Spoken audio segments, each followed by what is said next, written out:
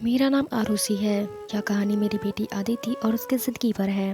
मैं बिजनौर के एक छोटे से कस्बे की रहने वाली हूँ। जब मैं विधवा हुई तो मेरे माँ बाप ने मेरी दूसरी शादी कर दी। एक ऐसे व्यक्ति से कर दी जिसका पहले से ही एक बेटा था और मेरे पास भी एक बेटी थी। अब मेरा बेटा और बेटी एक ही कमरे में सोते थे, मगर सुबह उठते ही मेरी बेटी बेड की चादर दिन प्रतिदिन चेंज कर देती। फिर मुझसे छुप छुप कर पुरानी चादर धोती और खुद नहाने चली जाती। कई बार तो मेरी बेटी बेहोश भी हो जाया करती थी। वह दिन ब दिन कमज़ोर होती जा रही थी। एक दिन सुबह उठकर मैं जल्दी से अपने बेटे के कमरे में चली गई, मगर आगे का माहौल देखकर मैं शर्म से पानी पानी हो गई। मेरे दिल से सिर्फ एक ही दुआ निकल रही थी कि भगवान ऐसा मंजर किसी को ना दिखाए, क्योंकि वह मेरी बेटी और बेटा। मैं शादी के 2 साल बाद विधवा हो गई थी। उस वक्त मेरी उम्र 18 थी, क्योंकि मेरे माँ बाप ने मेरी 16 की उम्र में ही शादी कर दी थी। मैं अपने माँ बाप की इकलौती बेटी थी, मगर मुझे ऐसा लगता था कि जैसे मैं उन पर बहुत बड़ा बोझ हूँ, मानो जैसे मैं उनकी बेटी हूँ ही नहीं। मेरे पैदा होने के बाद मेरी माँ की खुशी नहीं देख पाई थी और मेरे पिता, उनको तो एक बेटा चाहिए था, इसलिए वो मुझे पसंद नहीं करते थे और हमेशा ही मुझसे अलग अलग रहते थे। दिल मुझे दिल से भी नहीं प्यार करते थे।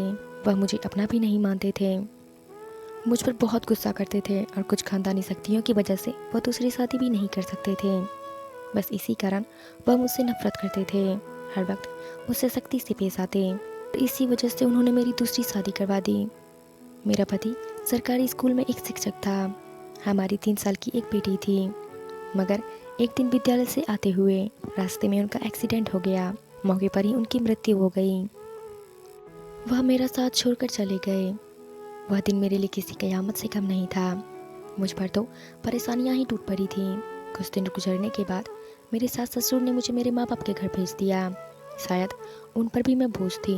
वह भी मुझे अच्छा नहीं समझते थे। उनके ख्याल में मैं एक मनहूस औरत थी, से मैंने ही उनके बेटे को मार दिया हो। फिर मैं चुपचाप अपने माँ बाप के साथ उनके घर आ गई। मेरे माँ बाप ही मुझे बोझ समझते थे। मैं अपनी बेटी को सीने से लगाकर अकेले अकेले में बहुत रोती।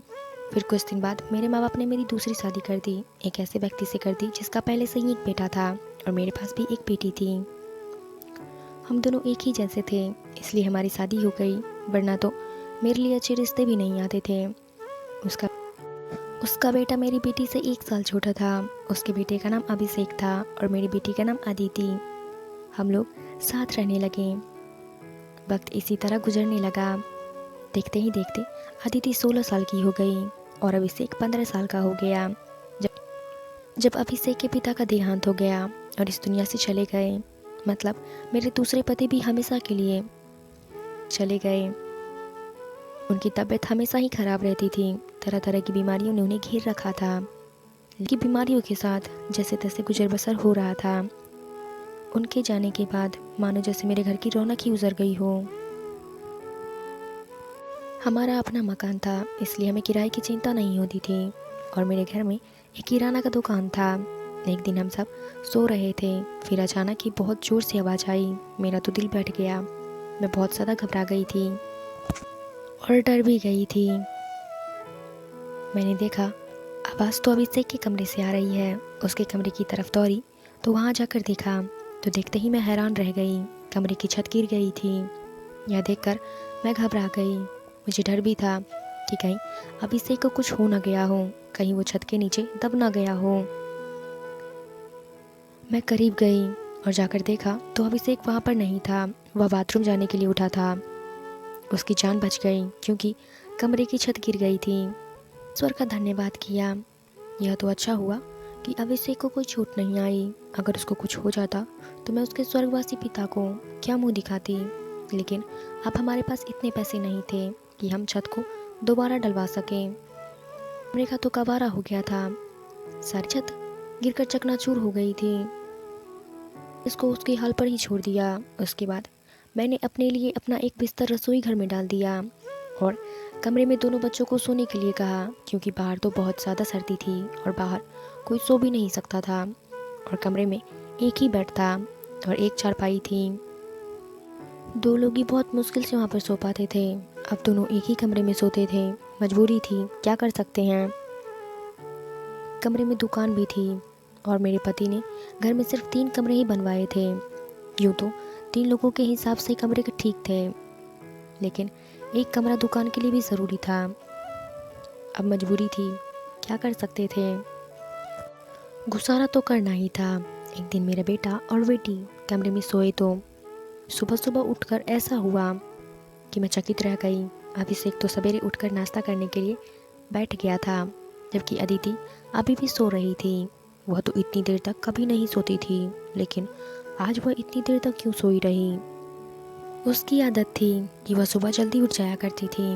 मैंने उसको आवाज़ भी दी तो वह नहीं रही थी। थोड़ी देर बाद मैंने उसके कमरे में जाकर उसको देखा तो पता चला कि वह बेहोश हो चुकी थी। मैं बुरी तरह से घबरा गई थी कि उसको क्या हो गया है। मैंने फ़ौरन ही अभिषेक को बोला, कहीं डॉक्टर को बुला लाओ। डॉक्टर आया और डॉक्टर ने कहा, बेहोश हो गई है, लड़की काफ़ी कमज़ोर है, खून की कमी है, इससे मत करवाना, बस आराम ही करवाना।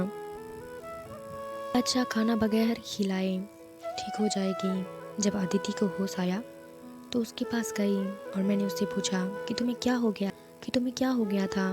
वह कहने लगी, बस ऐसा ही, बैठे बैठे चक्कर आने लगा और मैं बेहोश हो गई। मैंने अपनी बेटी को कहा कि तुम आराम करो, तुम्हारे लिए मैं नाश्ता बना कर लाती हूँ।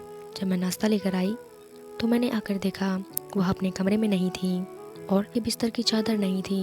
मैंने बाहर जाकर देखा, उसको देखा तो वह चादर धो रही थी। मैंने उससे पूछा कि तुम्हें क्या कर रही हो, तुम्हारी तबीयत ठीक नहीं है, डॉक्टर ने तुम्हें आराम करने के लिए कहा है। मैं उस पर चिल्लाई और कहा, उठो यहाँ से और जाओ अपने कमरे में और नाश्ता करो, कुछ खाओ पियो तो ठीक हो जाओगी। उसने कहा, नहीं, मुझे यह चादर ज़रूर धोनी है, बिछाने के लिए हमारे घर में एक ही चादर है। मैंने कहा कि अचानक यह चादर धोने का भूत तुम्हारे सर पर सवार क्यों हो गया है। इतनी तो चादर गंदी नहीं थी जो तुम उसको धोने के लिए बैठ गई हो। छोड़ो, मैं खुद चादर धो देती हूँ, उठो यहाँ से। नहीं मानी और चादर को लेकर छत पर सुखाने के लिए चली गई। उसके बाद ही उसने नाश्ता किया। फिर थोड़ी देर के लिए वह सो गई और अभिषेक भी काम पर जा चुका था। मैंने सिर्फ उसको मैट्रिक तक ही पढ़वाया था। वह एक कपड़े की दुकान पर काम करता था।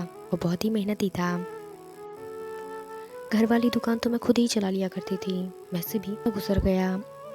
उस दिन अभिषेक ने मुझसे कहा कि आज मैं खाना खाकर आया हूँ। वह देर तक था और अदिति भी पहले ही कमरे में सो चुकी थी। वह भी जाकर कमरे में सो गया। मैंने भी रसोई घर में चारपाई डाली की वजह से मुझे नींद नहीं आ रही थी। अपने पति को याद कर रही थी। मेरा दूसरा पति बहुत अच्छा था। वो मेरा बहुत ख्याल रखता था। उसने कभी भी मुझे पहली शादी का ताना नहीं दिया और मेरी बेटी को भी हमेशा अपना ही बेटी समझता था। मैंने भी अभिषेक को कभी नहीं बताया कि वह मेरा सौतेला बेटा है। उसने भी मुझसे अपने हिसाब का प्यार ले लिया था। वह मुझे मुझसे भी ज़्यादा प्यार करता था। मेरा कहना भी मानता था। विला ही मर्द था। वह हमारा इकलौता ही सहारा था, वरना हम 2 औरतें कहाँ जाती। अच्छे तरीके से कर रहा था। मैंने उससे कहा कि तुम आगे की पढ़ाई प्राइवेट से पढ़ ले, क्योंकि अगर उसके पास कोई अच्छी डिग्री होगी तो नौकरी भी अच्छी मिल जाएगी। वह मेरी बात मान लेता था। सुबह फिर से ऐसा ही हुआ कि मैं हैरान रह गई। अदिति फिर से बेहोश हो गई थी। इस बार तो उसकी शक्ल देखकर ऐसा लग रहा था जैसे उसके जिस्म से सारा खून ही चूस लिया गया हो। बिल्कुल पीली पड़ गई थी। फिर मैंने डॉक्टर को बुलाया। डॉक्टर ने बात कही। मैंने आराम करने को कहा था। इसको खाने में क्या खिलाया था? मैंने उनको सारी बात बताई। मैंने कहा वही दाल सब्जी खिलाई थी, फल भी खिलाए थे, पूरा दिन कोई काम भी नहीं करवाया। तो डॉक्टर ने कहा दोबारा से कैसे इतनी कमज़ोर हो गई, बस नहीं ले रही हैं। अगर ऐसा ही हुआ तो आपकी बेटी की जान को खतरा हो सकता है, क्योंकि इस तरह अचानक से बेहोश हो जाना, कई दिनों तक बेहोश रहना कोई मामूली बात नहीं है। डॉक्टर ने सख्ती से सारी बात बताई और कुछ देर बाद वह चले गए। फिर जब अदिति को होश आया तो मैंने उससे कहा कि तुमने फिर से कौन सा काम किया। कहा कि अगर तुमने फिर से कोई काम किया तो मुझसे बुरा कोई नहीं होगा। लेकिन थोड़ी देर बाद ही उसके कमरे में दोबारा गई तो देखा तो मैं हैरान रह गई। वह क्या कर रही है? वह तो फिर से बेड की चादर धो रही थी। इस बार मैं उसे दूर से देख रही थी, क्योंकि जो भी वह कर रही थी वह सब मामूली नहीं था। वह बेहोशी से उठकर चादर धोने लगी।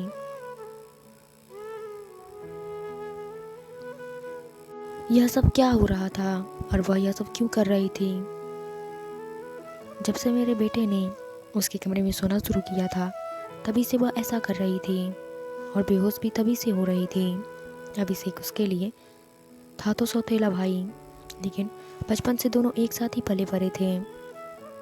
उन दोनों में तो सगे भाई बहन जैसी मोहब्बत थी। फिर ऐसा क्या हो रहा था? मेरे बेटे की तबीयत दिन ब दिन क्यों खराब हो रही थी? मैं रोती और सोचती रहती कि यह सब क्या हो रहा है। एक औरत कमज़ोर तब होती है जब वो बतख करने वाली होती है, तो उसके अंदर बिल्कुल भी ताकत नहीं रहती। लेकिन जवान लड़कियां यूँ बेहोश हो जाने लगें, यह कोई नॉर्मल बात नहीं होती है। दूसरे ही दिन वह छत पर सुखाई। वह आसपास भी देख रही थी कि जैसे उसे देख तो नहीं रही हूँ मैं रसोई घर की खिड़की से यह सब देख रही थी। मैंने भी उसे यह एहसास नहीं होने दिया जैसे मैं